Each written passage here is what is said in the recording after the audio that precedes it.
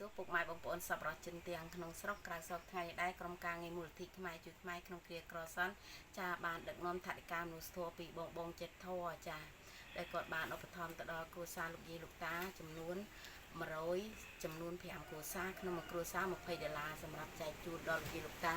ក្រុមការងាររៀបចំបានទិញជាអង្គរស្ករអំបិលប៊ីចេងព្រមទាំងមីទឹកត្រីទឹកស៊ីអ៊ីវខ្ទឹមស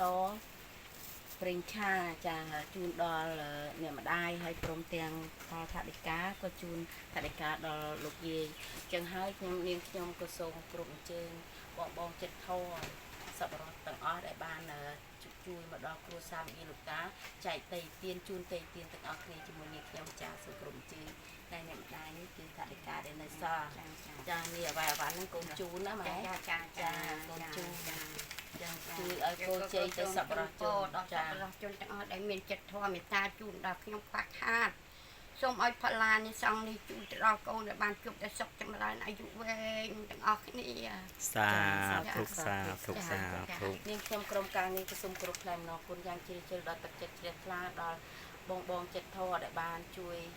មកយាយតានៅប្រទេសកម្ពុជាយើងដែលគាត់ក្រកំសត់ទូលគាត់គ្មានកូនគ្មានចៅបំរុងចាសូមឲ្យផល្លានិសង្ឃនេះជួយទៅដល់ជីដូនជីតាញាតិកាទាំងពិតស្ដានសូមឲ្យរួចចាក់ផុតទុក្ខទោសទាំងឡាយទាំងពួងចាសូមឲ្យមានសុខភាពល្អយូរវែងល្បីគ្មានឃ្លាតឡើយសូមគោរពលា